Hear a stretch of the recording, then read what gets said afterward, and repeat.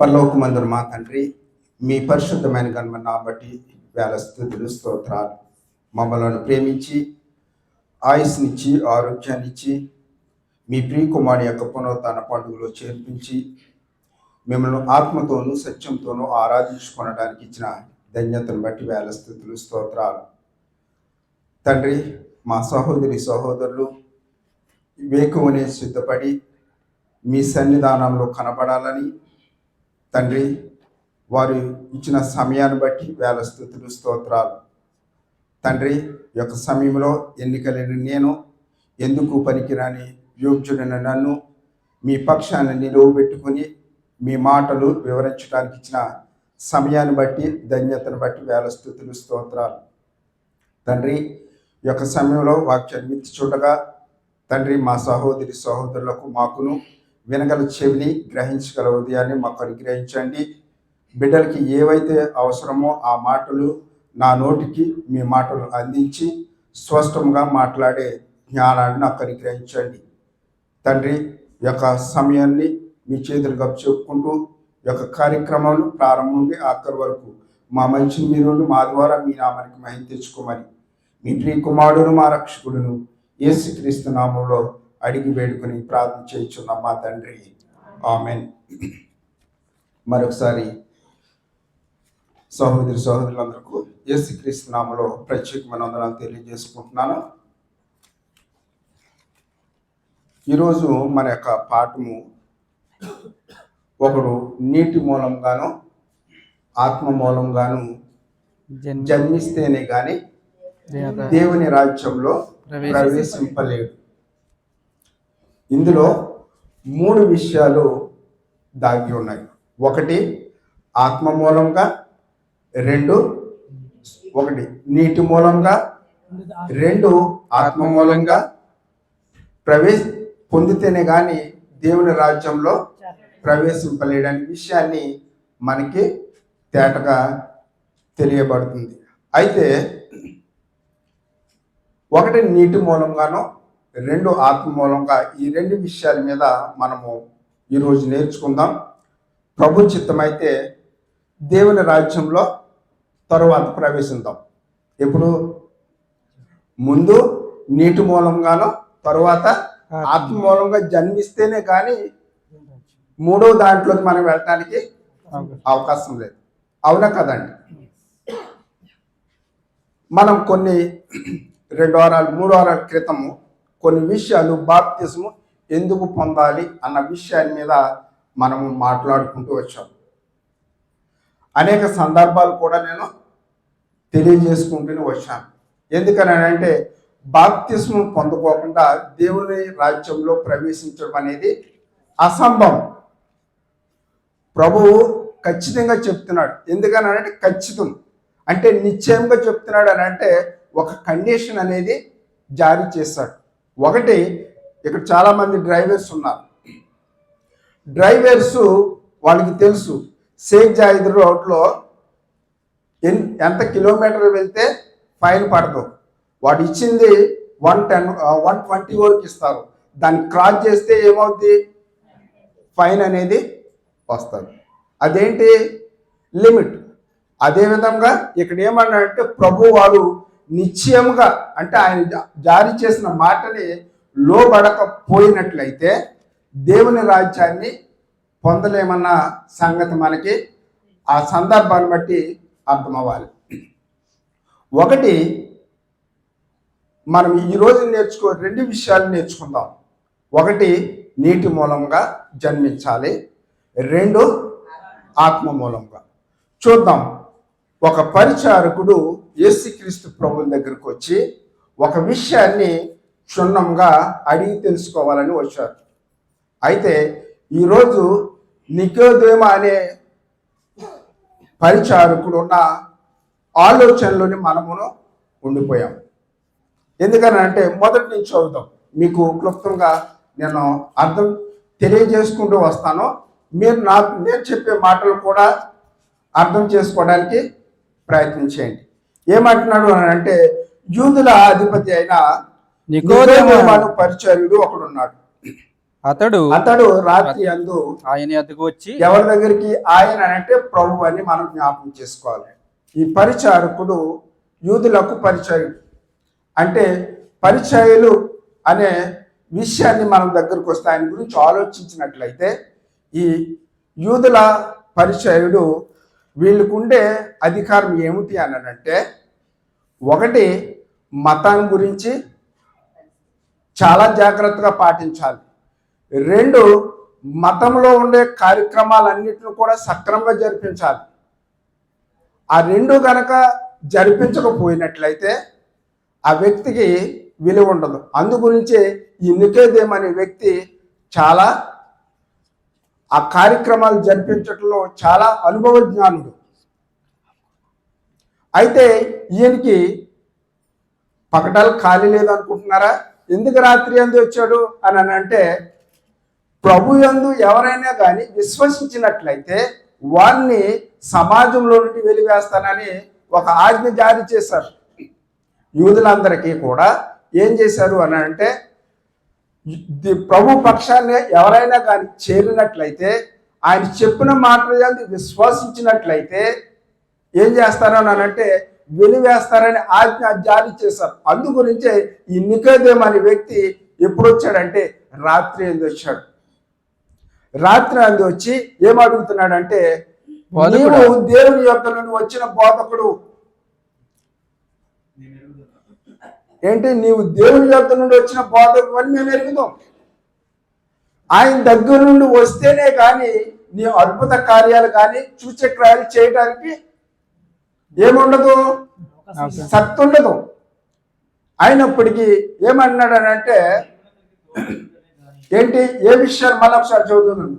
బోధకుడా, నీవు దేవుని యొద్ద నుండి వచ్చిన బోధకుడు అని మేము ఎరుగుతాము. దేవుని యొద్దకి దేవుడు అతనికి తోడై ఉంటేనే కానీ నీవు చేయించున్న సూచక్రియలు ఎవడను చేయలేడని ఆయనతో చెప్పేశాడు. పొగుడుతున్నాడు. ఎందుకని? ఒకటి, ఆయన దేవుని యొద్ద నుండి వచ్చాడన్న సంగతి తెలుసు, కానీ ఆయన మనసు ఇవ్వలేదు. నికోదేము యొక్క మనసు ప్రభువుకి ఇవ్వలేదు. ఆయన మాటలను అంగీకరించలేదు. కానీ పొగుడుతున్నాడు. ఏంటనంటే ఈ అద్భుత కార్యాలు కావచ్చు, మహత్కార్యాలు కావచ్చు, ఇవన్నీ కూడా దేవుని యొక్క శక్తి కలిగిన వారు మాత్రమే చేయగలుగుతారు. అయితే నువ్వు చేస్తున్నావు కనుక ఆయన ఏమన్నాడంటే 3వ వచనం చూద్దాం. అందుకు యేసు అతనితో ఒకడు కొత్తగా జన్మిస్తేనే కాని అన్నాడు. ఏంటి క్రొత్తగా జన్మిస్తే అని అంటే, గ్రీక్ పదానికి వచ్చేసేటప్పటికి మళ్ళీ అని ఉంది. ఆ మళ్ళీనే తెలుగు తర్జుమా చేసేటప్పటికి ఏమని ఉందంటే, కింద పుట్టినోట్లు ఉందో చూడండి, పైనుండి. ఏంటంట? పైనుండి ఏం జరిగింది? ఒక కార్యం చేశాడు దేవుడు. క్రొత్తగా అనేది దేవుడు చేశాడు. ఒక పాత నిబంధన కాలంలో ఒక ఆచారం అనేది ఉండేది. యూదులందరూ కూడా, ధర్మశాస్త్ర ఉపదేశకులందరూ కూడా ప్రత్యక్ష గుడారంలోకి వెళ్ళేటప్పుడు ఏం చేయాలి అని అంటే కాళ్ళు కడుక్కుని వెళ్ళాలి. వెళ్ళకపోతే గనక దేవుడు ఎవరికి కూడా ఎంటర్ చేయడు. ఎందుకని అంటే అది ఒక ఆచారం, ఒక ఆజ్ఞ. ఎందుకని అంటే వాళ్ళు ఒకవేళ కడుక్కోకుండా నలిగిపోతే కనుక చనిపోతారు. వాళ్ళు అందుగురించి చాలా జాగ్రత్త. అందుగురించి చెప్పాలంటే ఒకడు కొత్తగా జన్మించాలి అని అంటే ఏం చేయాలని అంటే, మళ్ళీ దేవుడు ఏం చేస్తాడు? అదే విషయాన్ని మనము కొన్ని విషయాలు చూసినట్లయితే, మనుషులు శరీరంతో కానీ భౌతికంగా ఈ లోకంలో మళ్ళీ జన్మించడం అనేది అసాధ్యం. ఎందుకని? ఒకసారి పుట్టిన తర్వాత, ఒకసారి మనం అందరం పుట్టిన తర్వాత మళ్ళీ తల్లి గర్భంలోకి వెళ్ళటానికి ఒకవేళ జన్మించడం అంటే కనుక మనం స్వభావ లక్షణాలు మారుతాయని అంటే మారటానికి అవకాశం లేదు. ఎందుకని అంటే మన ఆలోచనలు కానీ మనం ఎలాంటి వారు అని అంటే బాల్యం నుండి కూడా బాల్యం నుండి కూడా చెడ్డవారు. అందుగురించి అంటాడు ఆది కాండము 8వ అధ్యాయము 21వ వచనం చూడండి ఒకసారి, విషయాన్ని తెలియజేస్తున్నాడు. ఎందుకనగా ఎందుకనగా నరుల హృదయాలోచనలు ఏంటంట, నరుల యొక్క హృదయాలోచనలు ఎలా ఉన్నాయంట, వారి బాల్యం నుండి చెడ్డది. వారి బాల్యం నుండి చెడ్డది. చెడ్డది. ఎప్పటి నుండి? బాల్యం నుండి. మనకు దుబాయ్ వచ్చినప్పుడే ఆలోచన చెడ్డగా మారి అనుకుంటున్నామా? మనం దుబాయ్ వచ్చిన తర్వాత ఏంటి చెడ్డోరమా? ఎందుకనంటే దుబాయ్ వచ్చిన తర్వాత అనుకూలం వచ్చింది. ఇంటికాడ ఉన్నప్పుడు ఎలా ఉన్నాయంటే కన్స్ట్రక్టెడ్గా ఉన్నాయి. ఎందుకని? పాపం చేయడానికి కానీ మన కోరికలు తీర్చుకోవడానికి కానీ ఎవరొకరు తల్లిదండ్రులు, బంధువులు, ఇంకా అనేక వర్గాలు ఉంటాయి కనుక పాపం చేయడానికి అవకాశం ఉండదు. ఇక్కడ చాలా చాలా ఈజీగా ఉంది, అన్నీ కూడా తక్కువే. అందుకే ఏమైపోతుందంటే పాపం చేయడానికి చాలా బాగుంది, ఈజీగా ఉంది. అయితే ఒకసారి పుట్టిన తర్వాత మళ్ళా హృదయం మారటం అనేది కష్టం. అందుగురించే ఏమన్నాడు అంటే, ఒకడు నీటి మూలంగా పుట్టాలంటే దేవుడు ఆయన ఒక సంకల్పంలో పరలోకం నుండి ఒక కార్యం అనేది చేశాడు. పరలోకం నుండి ఒక కార్యం అనేది చేశాడు. అది ఏంటంటే నీటి మూలంగా పుట్టడం అనేది బాప్తిస్మానికి సూచిస్తుంది.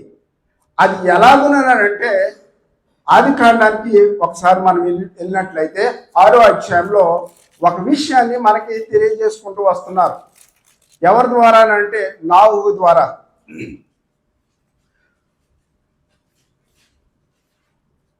6వ అధ్యాయము 15వ వచనం ఒకసారి చూద్దాం. విధిమిది. చదవండి. నీవు దాన్ని చేయవలసిన విధమిది. ఏది? ఆ ఓడ ఆ కాలంలో నావోహు ఒక్కడ మాత్రమే నీతిమంతులుగా ఉన్నాడు. ఏ కాలంలో? నావోహు కాలంలో ఎవరు నీతిమంతులుగా ఉన్నారంట? నావోహు ఒక్కడ మాత్రమే నీతిమంతులు ఉన్నాడు. మరి పుట్టిన వాళ్ళందరూ ఎలా ఉన్నారు? ఎలా ఉన్నారు? కింద ఉంది చూడండి. మళ్ళీ మార్గాలంట చెడిపేసుకున్నారంట. దేవుడు నీతిమంతుడిగానే పుట్టించాడు, కానీ జనులు ఎలా చేసుకున్నారంట? చదవండి ఆ వచనం. కనబడలేదా? 12 దేవుడు భూలోకం చూసినప్పుడు అది చెడ్డపోయి ఉండెను. ఏంటంట? భూలోకం చూసినప్పుడు ఏమైపోయిందంట? చెడి ఉండెను. భూలోకం చెడిపోవటం ఏంటండి? భూలోకంలో ఉన్న మనుషులందరూ చెడిపోయారు. భూమి చెడిపోలేదు. భూలోకంలో ఉన్న మనుషులందరూ కూడా ఏమైపోయారంటే చెడిపోయారు. అందుగురించి దేవుడు ఏం చేసుకున్నాడంటే సంతాపం నొందుతున్నాడు. అయ్యో, నా పోలిక చొప్పున నేను చేసుకున్న ఈ ప్రజలు వాళ్ళు ఏం చేసుకున్నారంటే మార్గాలను చెడిపేసుకున్నారు. ఇప్పుడు చాలా అప్పుడే చెడిపోయిందంటే మరి అప్పుడు ఆ కాలంలో చూసిన కాలాన్ని బట్టి మనం చూసినట్లయితే అప్పుడే ఆ విధంగా ఉందంటే మరి ఇప్పుడు ఇంకా ఎక్కువగా ఉందా తక్కువగా ఉందండి? ఇంకా ఎక్కువగా ఉంది. అప్పటికప్పుడు ఏమీ మారలేదు. అయినప్పుడు కూడా దేవుడు ఏం చేస్తున్నాడంటే చూసి చూడనట్టు వదిలేస్తున్నాడు. కానీ ఇందులో నుంచి తప్పించుకోవడానికి అవకాశం లేదు. అందుగురించి అంటున్నాడు, ఏమన్నంటే ఆయన ఇచ్చిన ఆజ్ఞ నిశ్చయముగా మీరు పొందాలి, నిశ్చయముగా దాన్ని తీసుకోవాలని ఆజ్ఞ జారీ చేస్తున్నాడు. అందుకున్నాడు ఒకడు క్రొత్తగా జన్మించాలి అని అంటే ఏంటి? ఆ జన్మించడం అనేది హృదయంలో అంతరంగంలోంచి రావాలని. ఆ అంతరంగంలో మార్పు రావాలని అంటే దేవుని యొక్క వాక్యము మనము మన హృదయాల్లో అన్వయించుకోవాలి. అప్పుడు అన్వయించుకున్నప్పుడే దేవుని మాటకి లోబడటం అనేది జీవిస్తాం. అంతే తప్ప పెళ్ళిళ్ళకి తీసుకున్న బాప్తిస్మాలు దేవుని దృష్టిలో అవి అంగీకారం కానే కాదు. ఎందుకనంటే ఈ రోజుని సంఘం వ్యవస్థలో చూసినట్లయితే బాప్తిస్మం ఇస్తేనే కానీ పెళ్ళిళ్ళు చేయమన్న నిదానం ఒకటి ఏం చేశారంటే పాటించుకుంటూ వచ్చారు. అది తన భ్రష్టత్వం అయిపోతుంది. తన జీవితంలో దేవుని గురించిన అనుభవం పొందలేని వారుగానే ఉండిపోతారు. అందుగురించే ఈ లైవ్లో చూస్తున్న ప్రతి ఒక్కరు కూడా నేను తెలియజేస్తున్న విషయం ఏంటంటే పెళ్ళిళ్ళకి బాప్తిస్మం అనేది ఇవ్వటం అది మంచి పద్ధతి కాదు. అది మానేయండి. ఎందుకని అంటే క్రొత్తగా జన్మించాలి అని అంటున్నాడు. ఒకడు క్రొత్తగా జన్మించాలి అని అంటే నువ్వు బాప్తిసం పొందితేనే నీ మనసును మార్చుకుంటేనే కానీ దేవుని రాజ్యంలోకి వెళ్ళడానికి అవకాశం లేదు. అందుగురించి ఆయన చెప్పేశాడు. అందుగురించి అంటాడు, ఒకసారి చూద్దాం. ఒకడు క్రొత్తగా జన్మిస్తేనే కానీ అతడు దేవుని రాజ్యంలో చూడలేడని నిశ్చయముగా చెప్పుచున్నాను. కండిషన్ జారీ చేస్తాడు. నికోదేముకు తెలియజేస్తున్నాడు, ఒకడు క్రొత్తగా జన్మించాలి, జన్మిస్తేనే కానీ ఏం చేయలేడంటే దేవుని రాజ్యంలోకి వెళ్ళడానికి అవకాశం లేదు. ఆచారం పాటించడంలో దానికి అవసరం లేదు, కానీ ఇంకా మతక సంబంధించిన కార్యక్రమాల్లో వాటిని ఆచరించడంలో దానికి దేవుడు మెచ్చుకోడు. కానీ మనం తెలుసుకోవాల్సింది ఏంటంటే అటువంటి కార్యక్రమాలు దేవునికి అవసరం లేదు. ఈ యూదుల అధికారి ఏం చేస్తున్నాడంటే అట్ల మీద ఉన్న మమకారము ప్రభు చెప్పిన మాటల్లో ఆలోచించలేకపోతున్నాడు. అదే విషయాన్ని ఇంకా కిందకు వచ్చినట్లయితే 6వ వచనం,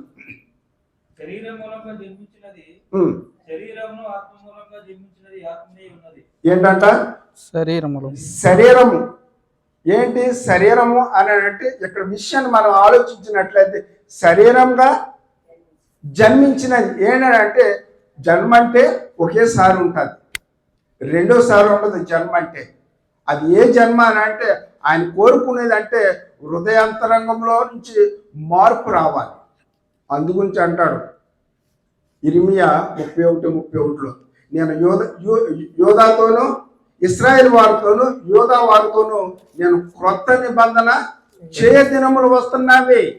అది ఒకనాడు అంటే పాత నిబంధన కాలంలో ఆ యొక్క ఆజ్ఞలు ఎక్కడుండేవి అని అంటే పలకల మీద రాసి ఉండేవి. అవన్నీ కూడా అతి పరిశుద్ధ స్థలంలో ఉండేవి. ఇప్పుడు ఆ ఆజ్ఞలన్నీ కూడా ఎక్కడ రాస్తాను అని అంటే హృదయం అనే పలక మీద. ఒకప్పుడు పలకల మీద ఉండేవి, ఇప్పుడు ఆ మాటలన్నీ కూడా ఎక్కడ రాస్తున్నాడు అని అంటే హృదయం అనే పలక మీద రాస్తున్నాడు. అదే విషయాన్ని మనకి అక్కడి నుంచి కూడా తెలియజేస్తున్నాడు. ఏంటి అని అంటే క్రొత్తగా అనే విషయాన్ని మనం ఆలోచించినట్లయితే దేవుడు పరలోకం నుండి ఒక అద్భుతమైన కార్యము చేస్తున్నాడు. అదే క్రొత్తగా అంటే అదే ఒకడు క్రొత్తగా జన్మిస్తేనే కానీ అన్నాడు. అంటే ఆ హృదయంలో నుంచే మార్పు రావాలి తప్ప మనము ఏదో నీటిలో మునిగి బయటకు వచ్చేసి నేను బాప్తిసం పొందాను అని అంటే అది దేవుడు అంగీకరించడు. అదే కోరుకుంటున్నాడు. అందుగురించే ఇంకొంచెం కిందకు వచ్చినట్లయితే మనం 5వ వచనం ఒకసారి చదువుదామా.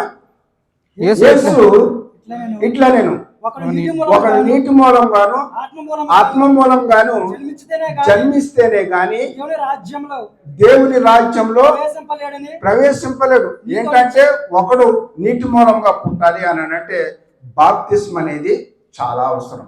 అందుగురించే మనం నోవహు కాలంలో చూసినట్లయితే దేవుడు ఎందుకని తెలియజేస్తున్నాడంటే దేవుడు నోవహుకి ఇచ్చిన మాటకు లోబడ్డాడు.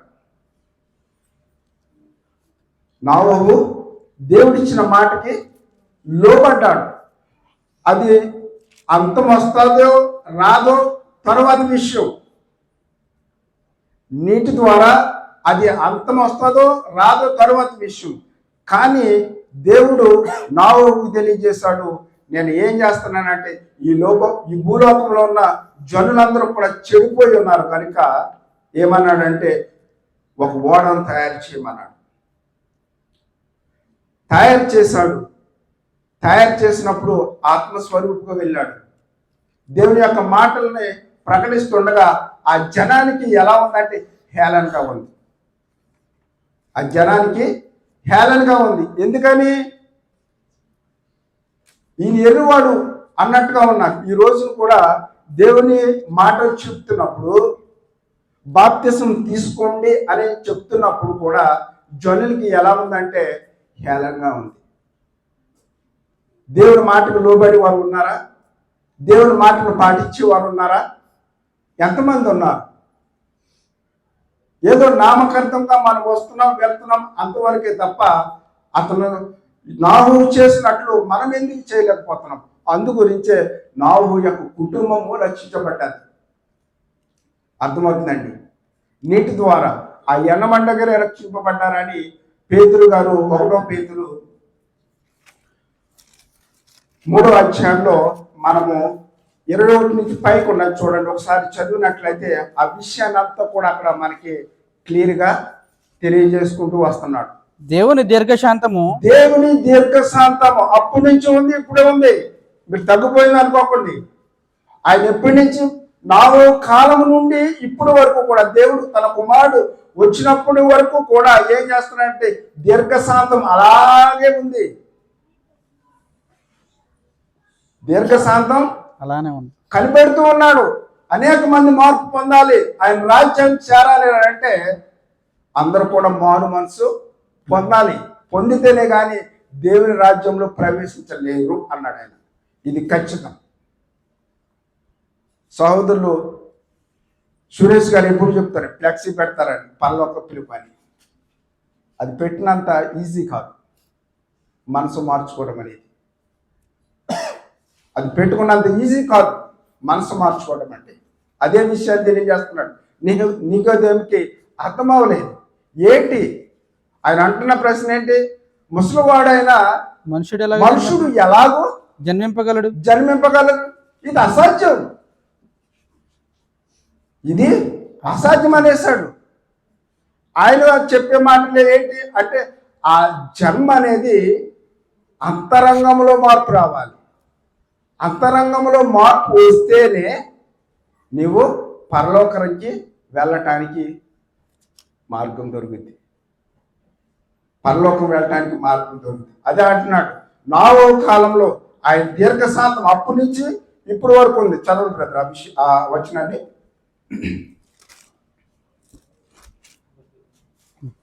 దేవుని దీర్ఘశాంతము ఇంకా కనిపెట్టుచుండినప్పుడు కనిపెట్టుచుండగా పూర్వపు నావోహు దినములలో ఓడ సిద్ధపరచుచుండగా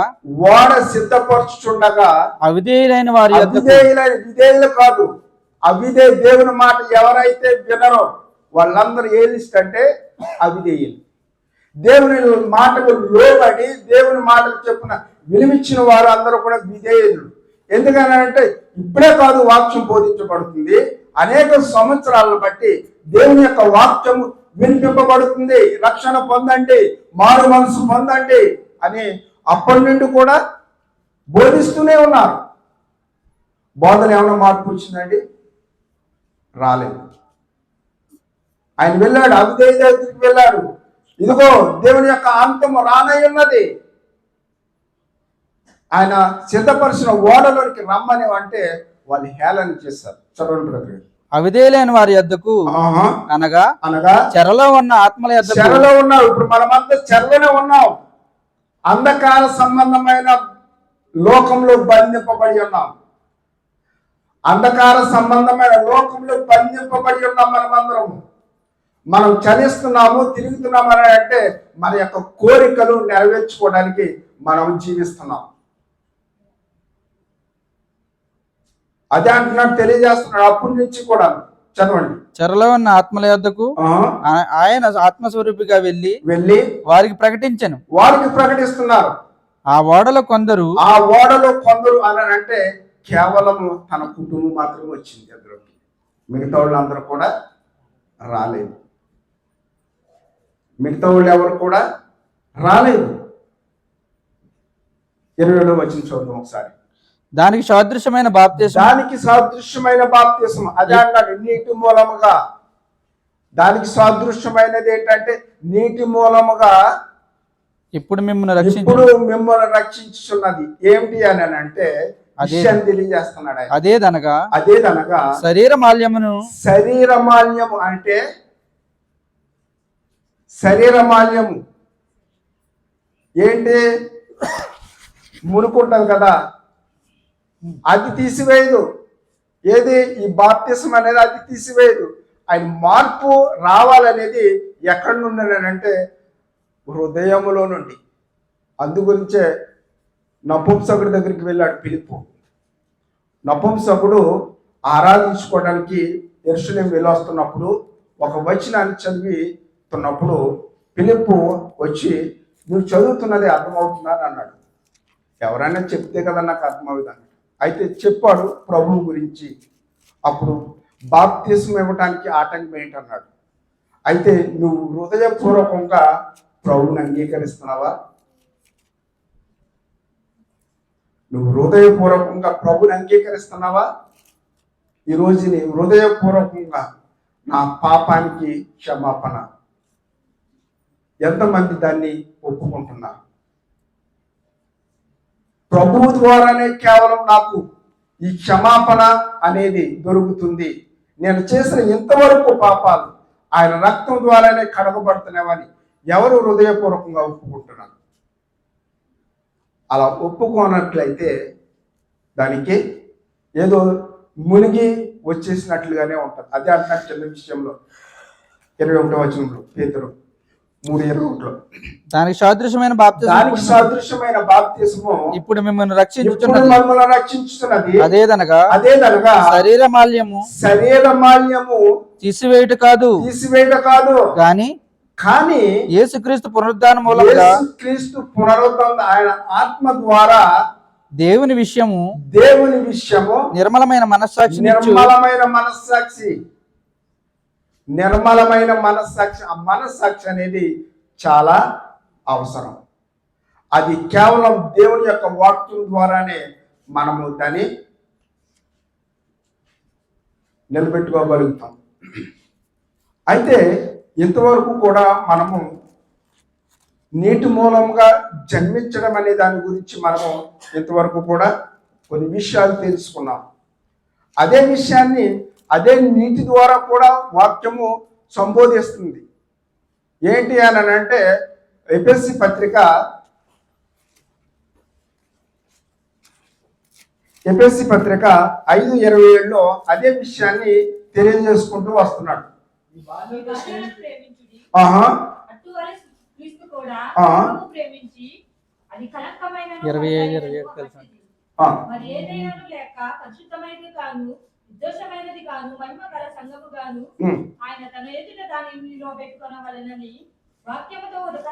ఏం చేశాడంట? వాక్యంతో ఏం చేస్తున్నాడు? ఉదక స్నానం. ఏంటి ఉదక స్నానం చేయటం ఏంటి?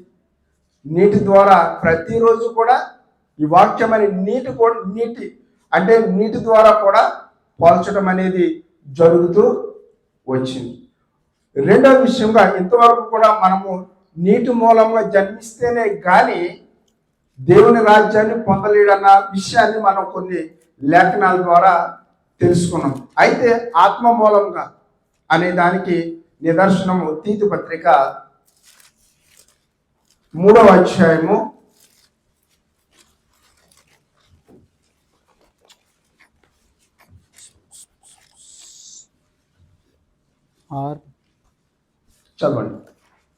5 నుంచి మనము నీతిని అనుసరించి 3:5 మనము నీతిని అనుసరించి చేసిన క్రియల మూలంగా కాక తన కనికరం చొప్పుననే పునర్జన్మ సంబంధమైన స్నానము ద్వారానే పునర్జన్మ సంబంధమైన స్నానము ద్వారాను పరిశుద్ధాత్మ మనకు నూతన స్వభావం కలుగజేయడం ద్వారా పరిశుద్ధాత్మ ఆ పరిశుద్ధాత్మ దేవుని కుమారుడైన ఆత్మ ద్వారా ఏం చేస్తుందని అంటే నూతన స్వభావం కలుగజేయడం ద్వారా. నూతన స్వభావం మనలో 2 రకాల స్వభావాలు ఉంటాయి. ఎలాగుంటాయి? 2 రకాల స్వభావం ఆయన మార్చుకోమంటుంది. ఏంటి అని అంటే నూతన స్వభావం. అది దేవుని ఆత్మ ద్వారానే కలుగుతుంది. ఆ స్వభావం ఏం చేస్తుంది అని అంటే సాత్వికంగా ఆలోచిస్తుంది, కోపపడదు, అపకారము చేయదు, ఎప్పుడు కూడా ఉపకారమే చేస్తూ ఉంటుంది. ఏంటి స్వభావంలో ఉన్న లక్షణాలు ఎవరికైనా తెలుసా? నూతన స్వభావం ఏంటి? నూతన స్వభావం రావాలని ఆయన ఎప్పటి నుండో కూడా ఎదురు చూస్తున్నాడు. అందు గురించే ఇర్మియా 17:9 ఏమంటాడు తెలుసా? హృదయము అన్నిటికంటే మోసకరమైనది. ఏంటంట? కేంద్రము. స్వభావంలో ఒక కేంద్రం ఉంది. ఆ స్వభావంలో నూతన స్వభావాన్ని దేవుడు చూస్తున్నాడు. హృదయం అంట అన్నిటికంటే మోసకరమైంది. అది చాలా ఘోరమైంది. అంటే దాన్ని ఊహించలేము. అది ఒకటే దేవుడు ఒక్కడే బాగు చేయగలడు. ఎప్పుడు బాగు చేయగలడు అని అంటే దేవుని యొక్క వాక్యం నీలో ఉన్నట్లయితే అది తీసివేయగలుగుతావు. ఈ రోజుని హృదయము ఏమైపోయిందంటే చెడిపోయింది. హృదయము చెడిపోయింది. దాన్ని కోరుతున్నాడు దేవుడు. అందు గురించే మన దావీదు గారు కూడా అంటూ ఉంటాడు, ఆయన నేను పాపంలోనే పుట్టాను, పాపంతో కాదు, నేను పాపంలో పుట్టాను.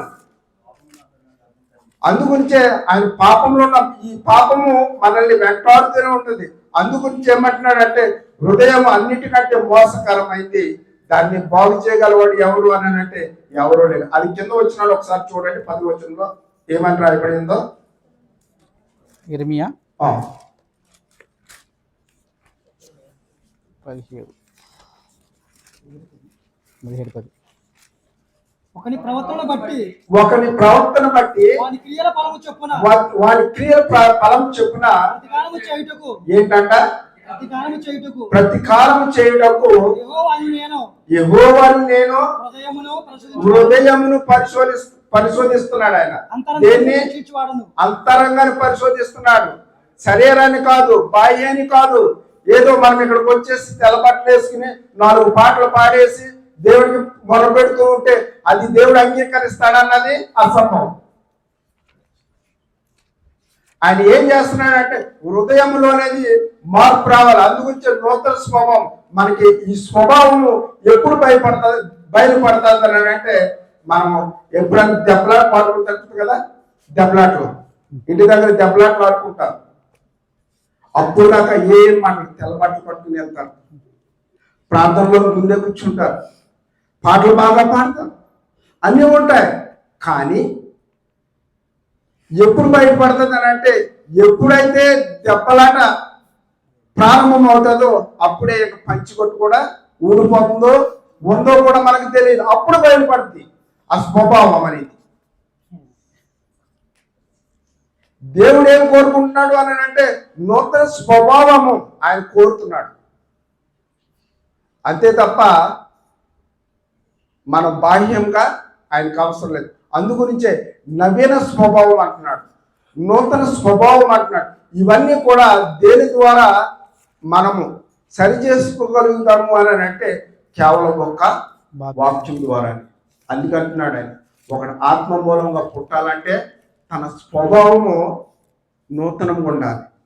అందుగురించి కాగా ఎవడైనాను క్రీస్తునందున్న ఎడల వాడు పాతవి గతించని నూతని సమస్తం కొత్తవై. సమస్తము అంటే ఎందుకని చెప్తున్నాను అంటే ఆయన సృష్టి అనేది తన జీవితము నూతన పరచబడాలి తప్ప మనము సంవత్సరాలు పాటించడం లేకపోతే ఇంకోటి ధరించుకోవడం అది దేవునికి అంగీకారం కాదు. అవి అందుగురించే ఇదిగో కాగా ఎవడైనాను క్రీస్తునందున్న ఎడల వాడు నూతన సృష్టి. ఎవరైతే బాప్తిస్మం పొంది ఆయన చెప్పిన వాక్యానుసారంగా జీవించి ఆయనకి ఇష్టానుసారంగా నడుచుకుంటారో వాళ్ళందరికీ ఏం చేస్తున్నాడు అని అంటే నూతన సృష్టిలోనికి వాళ్ళు వెళ్ళారు. ఎందుకంటే నూతనంగా అన్నీ కూడా ఏమవుతున్నాయంటే తన ఆలోచనలు, మాట్లాడే విధానం, నడతలు అన్నీ కూడా ఎలా ఉండాలంటే సాత్వికంగా ఉండాలి, మాదిరిగా ఉండాలి. అందుగురించి యేసుక్రీస్తు ప్రభులు వారు ఎంత సాత్వికంగా ఆయన యొక్క జీవితాన్ని కొనసాగించాడు. ఎంతో మంది తిట్టారు, తన కుటుంబమే ద్వేషించింది, ఆయన తన బంధువులను ద్వేషించారు, నాయకులు ద్వేషించారు. అయినప్పుడు కూడా ఆయన ఎక్కడ ఎవరి మీద కూడా కోప్పడ్డాడు. ఆయన ఈ రోజుని క్రీస్తు నందుండు కూడా కోపపడటం, ద్వేషాలు, అసూయ, అహంకారం, ఇవన్నీ దేన్ని? మరి అలాంటి వారికి దేవుడు రాజ్యాన్ని ఇస్తాడా? ఇవ్వడాయన, ఇవ్వడు. ఎందుకనంటే ఇదంతా కూడా దేవుని యొక్క ఆత్మ ద్వారా జరిగే ఒక ప్రక్రియ. అదొక ప్రక్రియ. అదే విషయాన్ని మనం కొన్ని విషయాలు మనము ఆలోచించినట్లయితే ఆయన మనల్ని ఏ విధంగా చేసుకోవాలని అనుకుంటున్నాడంటే,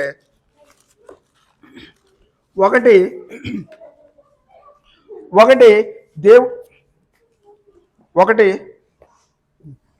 దేవుడు మనల్ని ఏం చేశాడు అని అంటే దుర్మార్గత నుండి విడిపించాడు.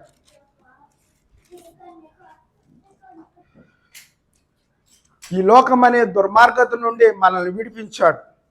రెండు, మనల్ని ఏం చేసుకున్నాడంటే ఒక ప్రత్యేక జనంగా ఉంచుకోవాలని దేవుని యొక్క సంకల్పం. మూడు, ఆసక్తితో మంచి పనులు చేసేవారుగా దేవుడు ఒక సంకల్పాన్ని కల్పించుకున్నాడు. ఎలాగున్నాడంటే సంగమ ద్వారా ప్రత్యేక పనులు కానీ ప్రత్యేక జనంగా చేసుకోవాలని ఆయన యొక్క ఆలోచన. రెండు, మన కోసం ఆయన ఏం చేసుకున్నాడంటే మనల్ని పవిత్రపరుచుకున్నాడు. తన కోసం మనల్ని ఏం చేసుకున్నాడు అంటే పవిత్రపరుచుకున్నాడు. ఐదు, మన కోసం తన్ను తాను అర్పించుకున్నాడు. ఎందుకనంటే ఈ లోకంలో అందరూ కూడా లోకంలో ప్రారంభం నుండి ఇప్పటి వరకు కూడా చెడిపోయి ఉన్నారు. ఎలాగైనా సరే నేను వారికి చేసిన త్యాగాన్ని గుర్తు చేసి వారిని ప్రత్యేకంగా నడుచుకోవాలని, అదేవిధంగా పవిత్రపరచుకోవాలని దేవుడు ఆలోచించుకుంటున్నాడు. ఐదు, తన్ను తాను అర్పించుకున్నాడు. అదేవిధంగా మనల్ని ఇంకొక భాగంలో చూసినట్లయితే మొదటి ఫలం అంటే ప్రత్యేకంగా మనల్ని ఎన్నుకుంటున్నాడు. అదే అంటున్నాడు ఎక్కడ యాకోబు పత్రిక 1వ అధ్యాయము 18వ వచనంలో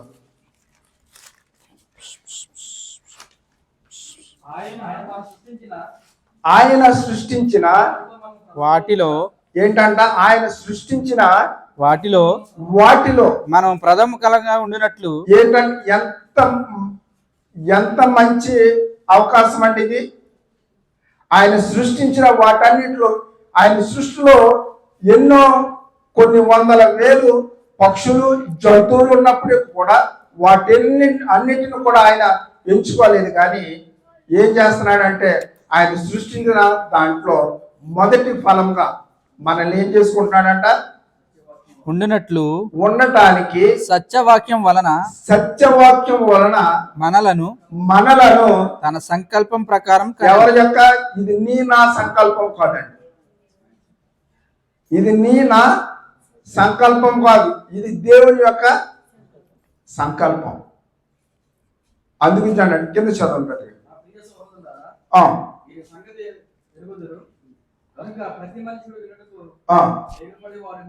ఏం చేయాలంట? ప్రతి వారు కూడా వేగిరి పడాలంట. దేనికి? వినుటకు. దేవుని యొక్క వాక్యం వినాలి. వినుట ద్వారా ఏం జరుగుతుంది అని అంటే విశ్వాసం అనేది జరుగుతుంది. విశ్వాసం లేకోకుండా దేవునికి ఇష్టలై ఉండుట అసాధ్యం.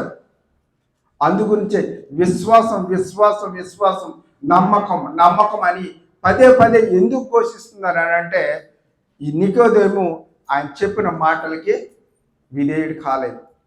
ఆయనకి సందేహం వచ్చింది. ముసలివాడైన మనుషుడు తిరిగి ఎలాగ జన్మింపగలడు అని అంటే అది మీకు మనుషులకు అసాధ్యమే, దేవునికి అసాధ్యం అంటూ ఏమీ లేదు. సమస్తం కూడా సాధ్యం ఆయనకి. అందుగురించే మనం పాఠంలోకి వెళ్తాం. యోహాను సువార్త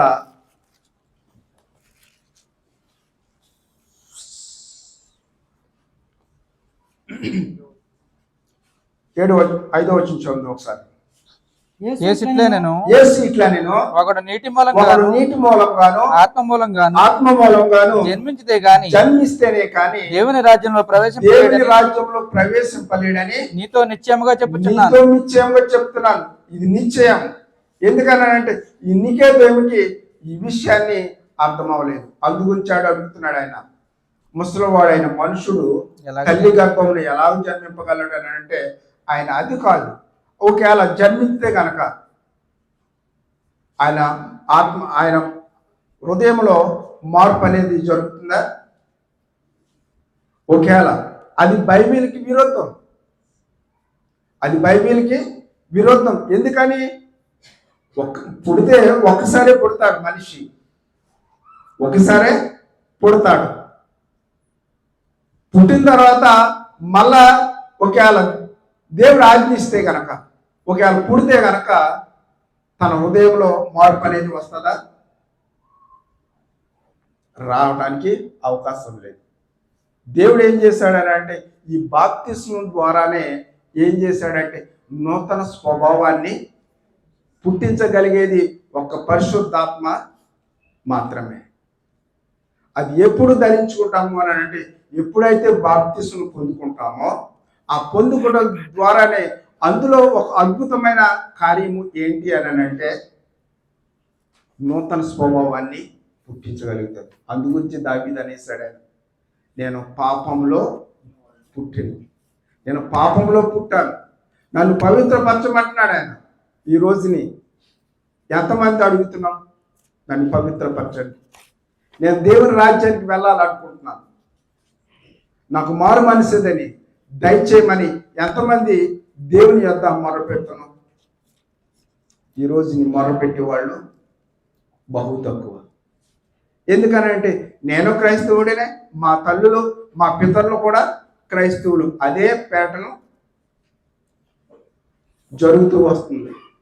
కానీ దేవుడు ఏం చేస్తున్నాడంటే ఆయన సంకల్పంలో నూతనముగా పుట్టాలనేది అంటే మార్పు అనేది కోరుతున్నాడు ఆయన. నూతన అంటే క్రొత్త మార్పు స్వభావంలో, మన యొక్క ప్రవర్తనలో, మన యొక్క మాటల్లో, మన యొక్క చూపుల్లో, మన యొక్క నడతల్లో అన్నీ కూడా మార్పు రావాలి. మార్పు రాకపోతే మనము ఏం చేయలేదు. ఎందుకనంటే ఈవెన్ నేను మాట్లాడే మాటల్లో నాలోని మాదిరి మీకు కనుపరచాలి. అందుగురించే పౌలు గారు అనేసారు, నేను క్రీస్తుని పోలి నడుచుకుంటున్నాను, మీరును నన్ను పోలి నడుచుకోండి. మరి క్రీస్తు ఎవరు పోలి నడుచుకున్నాడు? ఆయన దేవుని పోలి నడుచుకున్నాడు, మీరును నన్ను పోలి నడుచుకోండి. ఎందుకని అంటే ఆయన పవిత్రుడు, దేవుడు పరిశుద్ధుడు, పవిత్రుడు. ఆ పవిత్రుడు పరిశుద్ధుడు నిష్కలంకుడైన ఆయన కుమారుని ఈ లోకానికి నీ కొరకు పంపించాడు. ఆయన నీ కొరకు నా కొరకు పంపించాడు. కేవలం ఆయన ఎటువంటి పాపం లేదు, దేవుని కుమారుడు అయినప్పుడు కూడా నీ కొరకు నా కొరకు బలి అయిపోయాడు. కేవలము నిన్ను నన్ను పరలోకంలో తన పక్షాన్ని నిలువబెట్టుకోవడానికి, తన పక్షాన్ని నిలువబెట్టుకోవాలని, తన సహోదరులుగా, తన సొంత జనాంగంగా ఆయన చూడాలని ఏం చేశాడని అంటే ఆయన భూలోకమానికి వచ్చి మాదిరి చూపించాడు. మరి ఈ రోజుని మనం క్రైస్తవులుగా పేరు చెప్పుకోవడమే కాకుండా మనం మాదిరి ఎంతవరకు చూపించడానికి అవకాశం ఉంది. ఈ విషయాలన్నీ కూడా నేను తెలియజేసుకుంటూ అందుగురించి ఒకసారి నేను ఈ విషయాన్ని తెలియజేసి ఒకడు నీటి మూలంగాను ఆత్మ మూలంగాను జన్మించినట్లయితే ఏంటంట అతనికి దేవుని రాజ్యం అనేది ప్రవేశిస్తుంది. ప్రభు చిత్తమైతే దేవుని యొక్క రాజ్యం గురించి తెలుసుకుందాం. మరి ఓపికతో ఇంతవరకు విన్న మీ అందరూ కూడా ప్రభు యేసుక్రీస్తు నామములో ప్రత్యేకమైన వందనాలు తెలియజేసుకుంటూ చెప్పబడ్డ మాటలను బట్టి నన్ను నేను హెచ్చరించుకుంటూ మిమ్మల్ని హెచ్చరిస్తూ ఒక సమయంలో సహోదరులు సురేష్ గారికి సమయాన్ని అప్పగిస్తున్నాను.